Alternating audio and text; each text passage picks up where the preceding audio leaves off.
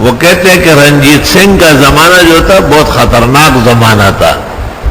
یہ جو سکھوں کا فرقہ ہے تو یہ مسلمانوں سے ٹوٹا ہے جیسے قادیانی مسلمانوں سے ٹوٹے. تو اس لیے ان کا غصہ اور طیش مسلمانوں پر بہت زیادہ ہے. اب دیکھو ہندو سے ان کا کیا مناسبت ہے. اور رام چندر اور لکشمن کو مانتے ہیں اور بت کا سجدہ کرتے ہیں.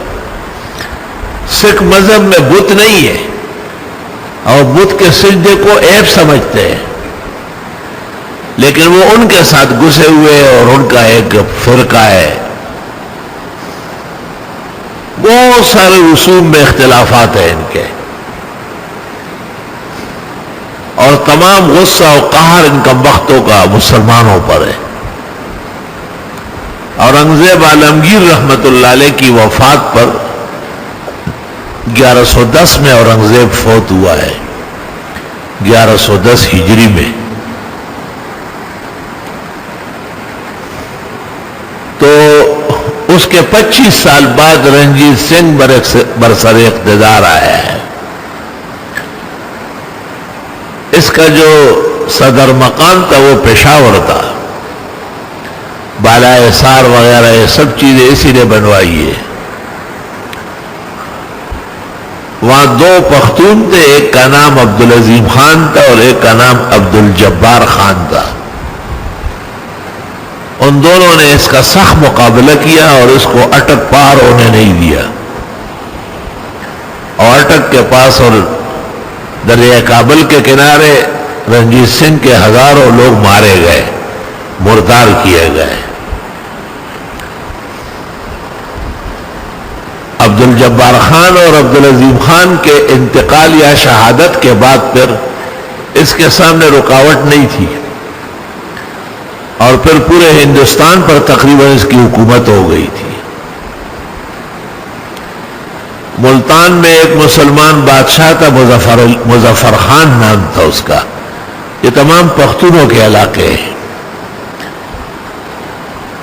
اس کو بہت شوق تھا حج پر جانے کا اور اس نے اپنے بیٹوں اور بھتیجوں اور بھائیوں کو کہا کہ رنجیت سنگھ لاہور تک آ چکا ہے, کہیں ملتان پر حملہ آور نہ ہو جائے. انہوں نے کہا سوال ہی پیدا نہیں ہو سکتا.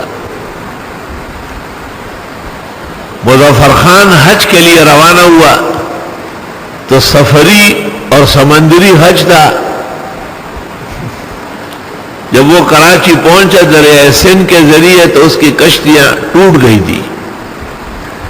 اور یہاں سندھ کا جو بادشاہ تھا وہ بڑا مسلمان فرمان روا تھا اور بڑا نیک دل تھا اور رحم دل تھا. اس نے مظفر خان کی بڑی وہ دعوت کی اور اس کے ہزاروں آدمیوں کا اکرام کیا اور 5 نئی کشتیاں بنا کے اس کو دے دی.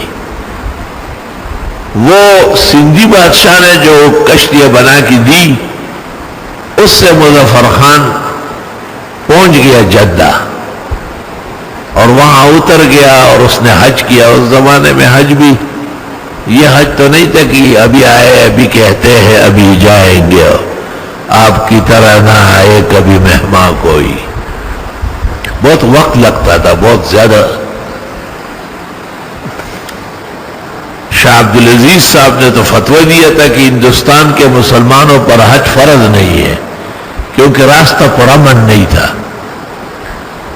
اور شاہ اسماعیل اور شاہ اسحاق نے فتوے لکھے تھے کہ جو شخص کعبے کا حج کرنے جائے تو وہ بیوی کو طلاق دے دے اور جائیداد تقسیم کر لے وارثوں میں, کیونکہ 1100 آدمی چلے جاتے تھے اور 10 واپس آتے تھے, باقی سب مر مور جاتے تھے.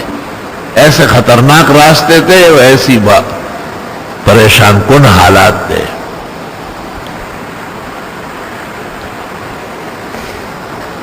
مظفر خان نے حج تو بہت تفصیل سے کیا اور بڑا خوش ہوا, اس کی زندگی کی ارمان تھی.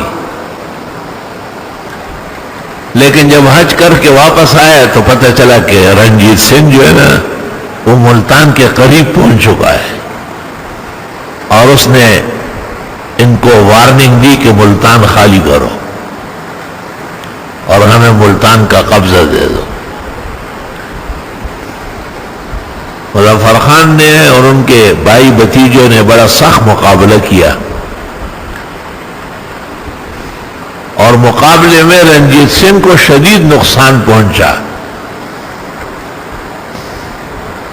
رنجیت سنگھ کو جب شکست نظر آئی تو اس نے مظفر خان کو خط لکھا کہ بس اس خط کے نیچے صرف اتنا لکھو کہ میں معافی چاہتا ہوں، میں واپس جا رہا ہوں اور ملتان اور اس سے متعلق مضافات آپ کے حوالے کرتا ہوں۔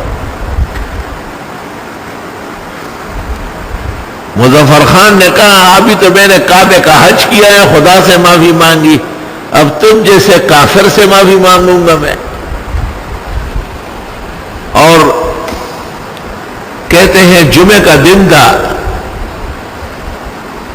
اور شب جمعہ کو خواب دیکھا کہ رسول اللہ صلی اللہ علیہ وسلم تشریف لائے ہیں، اور ملتان کے جو اولیاء اللہ ہے ان کو کہتے ہیں کہ پیر سمیٹ لو، مظفر خان آ رہا ہے، جگہ بناؤ۔ بہاؤالدین زکریا ملتانی، یہ شہاب الدین سروردی کے خلیفہ ہے، اور ان کا زمانہ اور گرو نانک کا زمانہ اور بابا فرید گنج شکر کا زمانہ ایک ہے، 6 صدی ہجری کے اولیاء ہے۔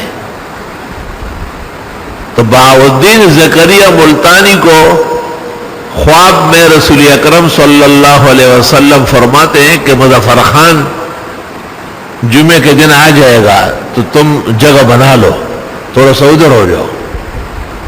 مظفر خان جب نیند سے بیدار ہوا تو سمجھ گیا کہ شہادت یقینی ہے، اور سب سے بڑی بات یہ کہ میری جگہ کی فکر پیغمبر مرسل کر رہا ہے۔ بہت زیادہ خوش ہوئے کہ حج قبول ہو چکا ہے اور شہادت اللہ کے راستے میں نصیب ہو جائے گی۔